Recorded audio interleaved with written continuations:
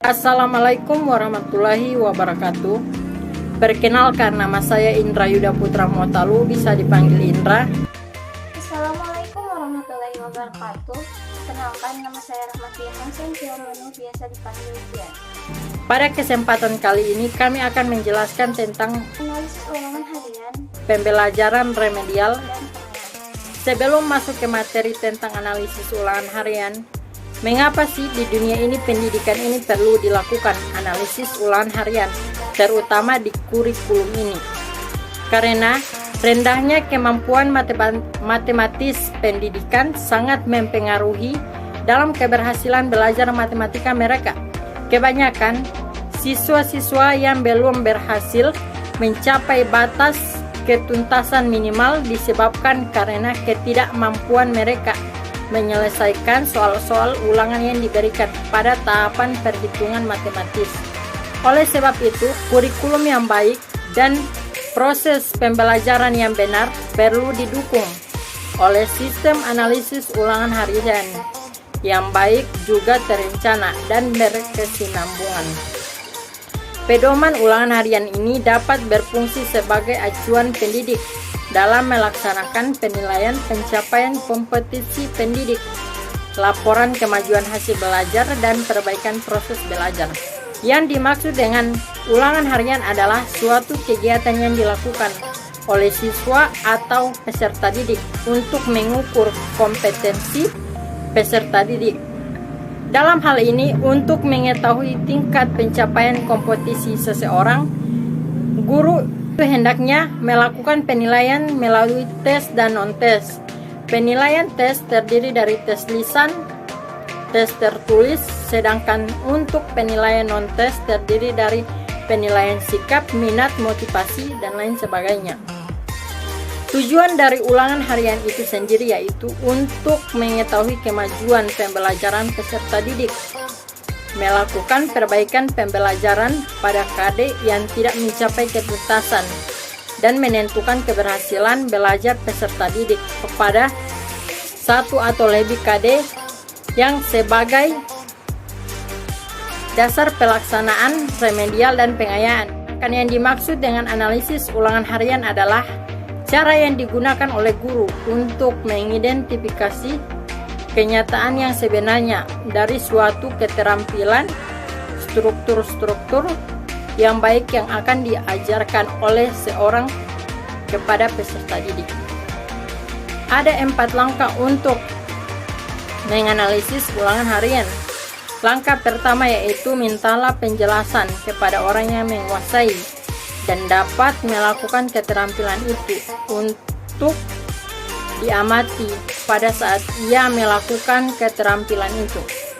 Langkah kedua yaitu bagi-bagilah keterampilan itu menjadi keterampilan-keterampilan atau sub keterampilan. Langkah ketiga yaitu susunlah keterampilan-keterampilan bagian itu dengan urutan yang logis, sehingga beberapa keterampilan bagian merupakan prasyarat bagi keterampilan bagian yang lain.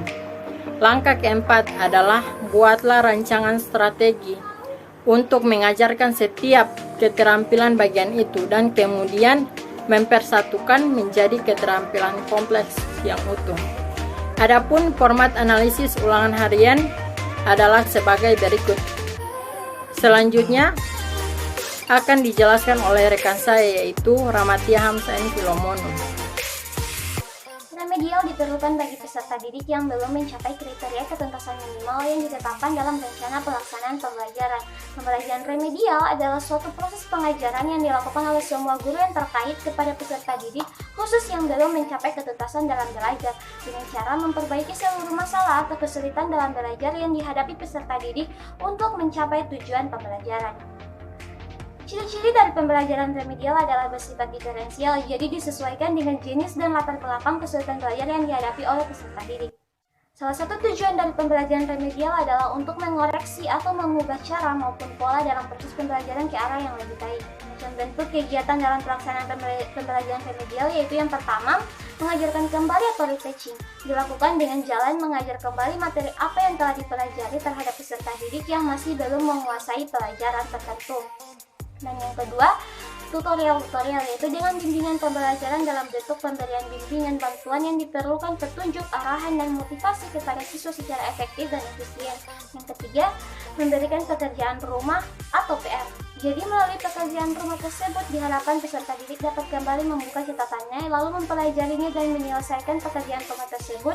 Kemudian dengan cara ini juga peserta didik diharapkan berusaha untuk lebih memahami pelajaran tersebut agar dapat menyelesaikan PR yang telah diberikan oleh guru.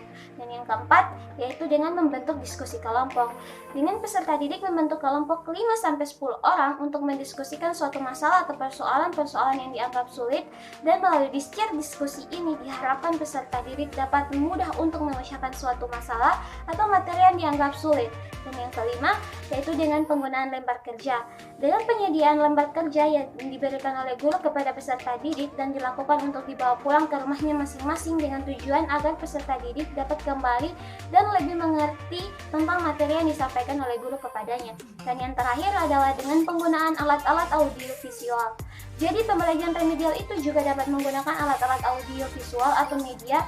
Media ini dapat digunakan untuk membuat bahan materi yang disampaikan oleh guru ke peserta didik lebih menarik, tidak membosankan, menyenangkan, dan lebih mudah diingat oleh peserta didik. Adapun format untuk pembelajaran remedial atau format diterbaikan adalah sebagai berikut.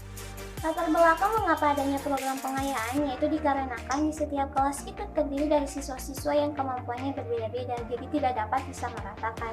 Ada yang susah untuk memahami dan menguasai materi, dan ada pula yang lancar memahami dan menguasai materi. Orang ini biasa disebut dengan pintar. Nah, untuk siswa yang pintar itu, pembelajaran ini akan diberikan kepada mereka. Pengertian pengayaan di sini merupakan suatu bentuk pengajaran yang khusus diberikan kepada murid-murid yang sangat cepat dalam belajar. Atau dengan kata lain, pengayaan ini diperuntukkan kepada siswa yang lebih pintar daripada teman-temannya di kelas. Kalau dipikir-pikir, kalau udah pintar, ngapain lagi dikasih pembelajaran selanjutnya? Kan tetapi, siswa yang pintar sekalipun tetap mempunyai hak untuk memperdalam penguasaan materi yang sedang dipelajari. Adapun cara kita untuk mengetahui bahwa siswa tersebut layak untuk mendapatkan program pengayaan ini, selain kita dapat melihat langsung di kelas bagaimana interaksi dia, kemampuan dia dalam menerima materi yang kita berikan, kita juga dapat mengidentifikasinya dengan cara tes IQ dan tes inventory dan wawancara. Program pengayaan ini dilaksanakan pada akhir semester dan materinya pun hanya dari kompetensi dasar yang terkait pada semester itu. Bentuk pelaksanaan pembelajaran pengayaan ada 4. Yang pertama yaitu belajar kelompok. Sekelompok peserta didik yang memiliki minat tertentu diberikan tugas untuk memecahkan permasalahan, membaca di perpustakaan terkait dengan karya yang dipelajari pada jam pelajaran di sekolah atau di luar jam pelajaran sekolah. Yang kedua, belajar mandiri. Secara mandiri, peserta didik belajar mengenai sesuatu yang diminati menjadi tutor bagi teman yang membutuhkan. Yang ketiga, yaitu pembelajaran berbasis tema. Pembelajaran berbasis tema adalah pembelajaran dengan cara memadukan kurikulum di bawah tema dasar, sehingga peserta didik dapat mempelajari hubungan antar berbagai disiplin ilmu. Dan yang terakhir atau yang keempat, yaitu pemadatan kurikulum. Pemadatan kurikulum dilakukan dengan memberikan pembelajaran hanya pada bagian materi yang belum diketahui peserta didik. Baik, terima kasih untuk yang sudah menonton. Saya Rahmati Amsen Filomoni, mewakili Introduksi Palu, mengucapkan terima kasih. Wassalamualaikum warahmatullahi wabarakatuh.